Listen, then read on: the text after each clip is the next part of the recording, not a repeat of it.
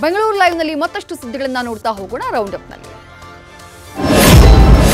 Benz car ಡಿಕ್ಕಿಯಾಗಿ ಸಂಧ್ಯಾ ಸಾವು ಪ್ರಕರಣಕ್ಕೆ ಸಂಬಂಧಪಟ್ಟಂತೆ ಇದೀಗ ಪ್ರಕರಣದ ಆರೋಪಿ ಧನುಷ್ಗೆ ಹೈಕೋರ್ಟ್ನಿಂದ ಜಾಮೀನು ಮಂಜೂರಾಗಿದೆ.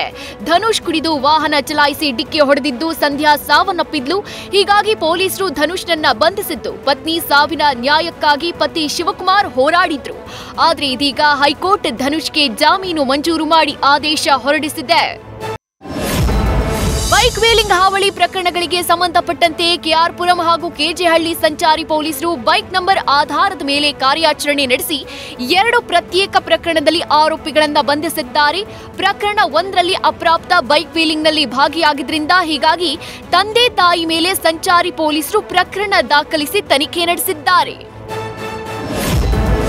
ಬೈಕ್ ಟ್ಯಾಕ್ಸಿ ಓಡಿಸೋನು 1 ತಿಂಗಳಿಗೆ ಬರೋಬ್ಬರಿ 80 ರಿಂದ 85 ಸಾವಿರ ಆದಾಯ ಗಳಿಸ್ತಾನಂತೆ. ಬೆಂಗಳೂರಲ್ಲಿ ರ್ಯಾಪಿಡೋ ಓಡಿಸೋ ಈತನ ವಿಡಿಯೋ ಭಾರಿ ವೈರಲ್ ಆಗ್ತಾ ಇದೆ.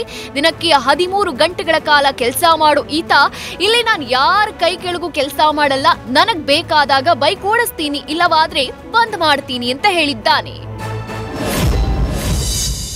ನಟ ವಿನೋದ್ ರಾಜ್ ತಾಯಿ ಲೀಲಾವತಿ ಹೆಸರಿನಲ್ಲಿ ದೇಗುಲವನ್ನ ಕಟ್ಟಿಸಿದ್ದಾರೆ. ಸೋಲದೇವನಹಳ್ಳಿಯ ತೋಟದ ಎದುರಿಗಿನ ಜಾಗದಲ್ಲಿ ಮಹಾಬಲಿಪುರಂ ದೇಗುಲ ಶೈಲಿಯಲ್ಲಿ ನಿರ್ಮಾಣ ಮಾಡಿದ್ದಾರೆ.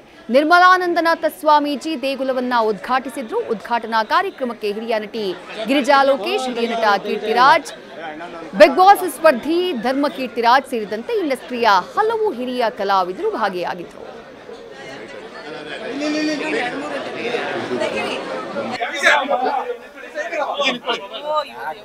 One bite going slowly.